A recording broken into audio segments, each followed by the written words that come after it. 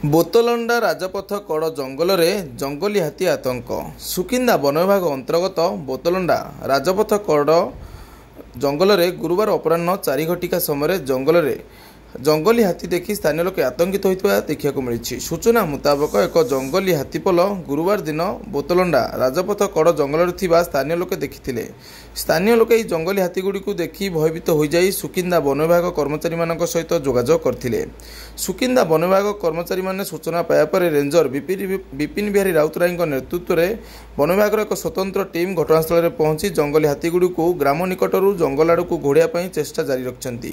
ପ୍ରଚଣ୍ଡ ଗ୍ରୀଷ୍ମ ପ୍ରବାହକୁ ଦୃଷ୍ଟିରେ ରଖି ଜଙ୍ଗଲି ହାତୀମାନଙ୍କର କିଛି ବି କ୍ଷତି ନ ହୁଏ ସେଥିପାଇଁ ସୁକିନ୍ଦା ଦମକଳ ବାହିନୀର ଅଧିକାରୀ ରଜନୀକାନ୍ତ ସାମଲ ଏକ ସ୍ୱତନ୍ତ୍ର ଟିମ୍ ନେଇ ଦମକଳ ବାହିନୀର ପାଣି ଗାଡ଼ି ନେଇ ଘଟଣାସ୍ଥଳରେ ପହଞ୍ଚି ଜଙ୍ଗଲି ହାତୀମାନଙ୍କ ଉପରେ ଥଣ୍ଡା ପାଣି ଛିଞ୍ଚନ କରୁଥିବା ଦେଖିବାକୁ ମିଳିଛି।